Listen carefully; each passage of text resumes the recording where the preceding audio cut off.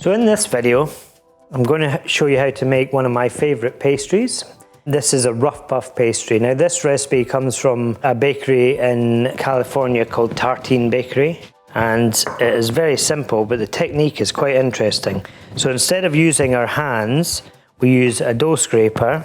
If you don't have a dough scraper, you can buy one. They're inexpensive, extremely handy, good for cleaning down the work surface if you're making bread or pastry work. But you could also just work a bit more with your hands. It just brings down the quality a little bit because our hands are warm, or tend to be warm. And so people with cold hands make good pastry. My grandmother, Dad's mum, who passed away many years ago, but she made the most amazing pastry. The only time she ever smoked was when she was cooking. So we were always raised to believe that a little bit of cigarette ash makes a very good short pastry, but I wouldn't advise doing that at home. So very simple, rough puff pastry, 4 ingredients. We've got some flour, plain flour. You could use strong if that's all you've got. We've got some very cold, important, very cold unsalted butter, some very cold water, it's been in the fridge, and a little bit of salt, okay? And so we could do it in a food mix or something, but onto the work surface we add our flour just in a little pile, like so. We then dot about our butter. Now you can see the butter's still quite chunky, but very, very hard, so I cut it and put it back in the fridge.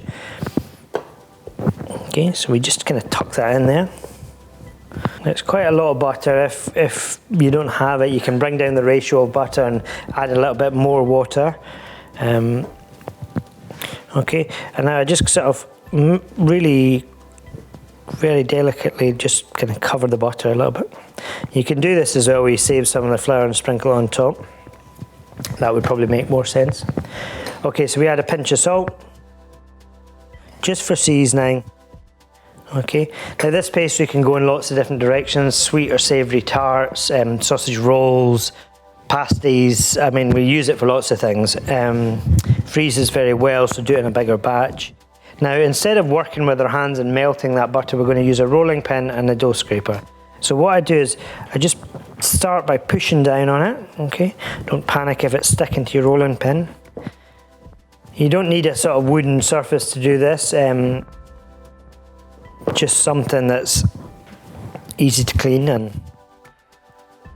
Okay, so what we see is happening here is we're starting to create these nice shards of butter. And so we roll it out like that. So roll once basically, get a nice flat surface. Then we use our dough scraper and we scrape off the pin. Okay, so we just work the way round, letting that all fall down. I've hardly touched it at all. And then we bring it back in to a pile. And that sort of lifts it off the bench as well. Okay, and then we go again. We can see they're getting even thinner, these shards.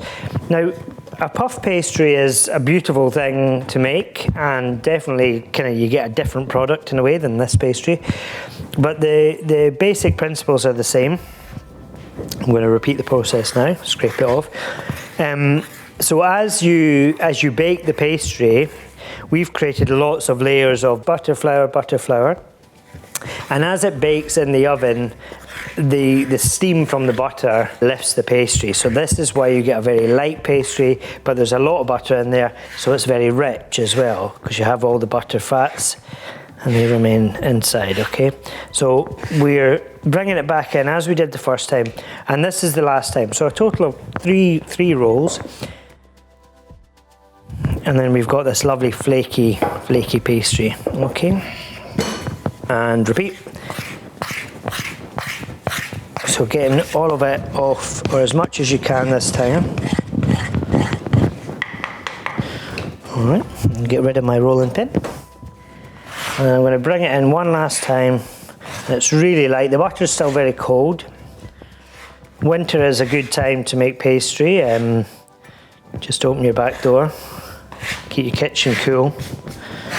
Okay, so we bring that all into a bit of a shaggy mess, and then make a little bit of a well in the centre, and then I'm going to add my cold water.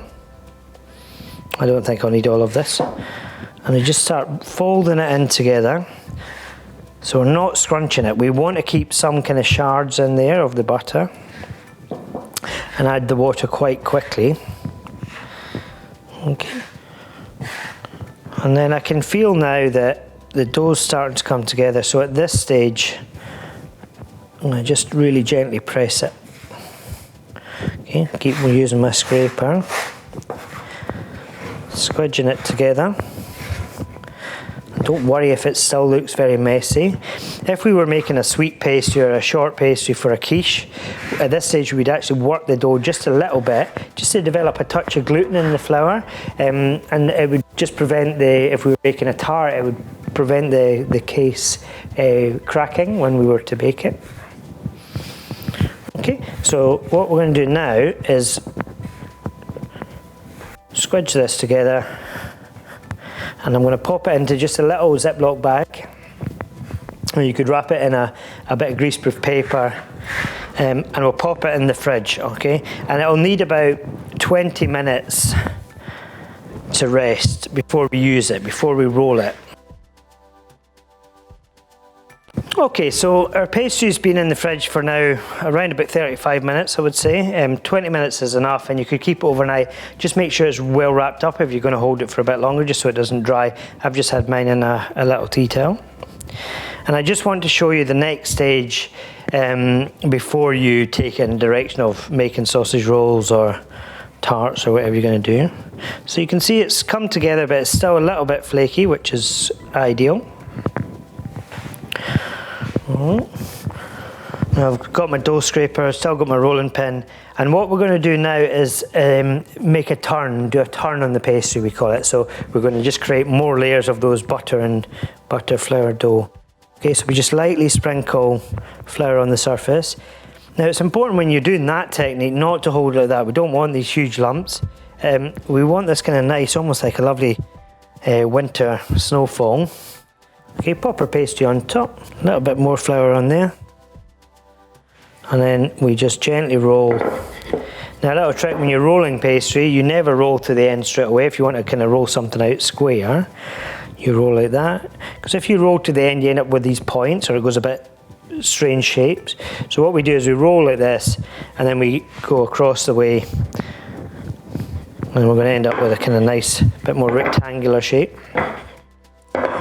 Okay, so when we've got it at that stage, we very simply, we bring in one side, 2/3 of the way up, and then we bring in another side, and we just gently tap it.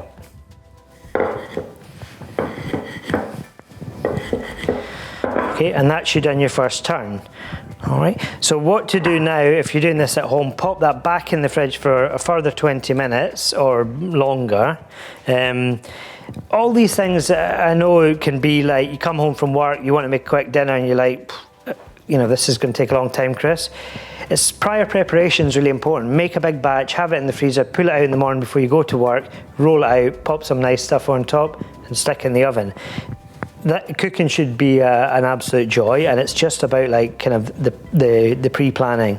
Okay, so let's jump forward. We've been in the fridge for another 20 minutes, and all we do now to make a base for a tart, or if we were going to use this for example, beef Wellington or a trout Wellington, you will see this recipe again going forward. I want everyone to give it a shot. I know some people sneaked out and bought some pastry the last time this was in there, but there you go, it's very easy.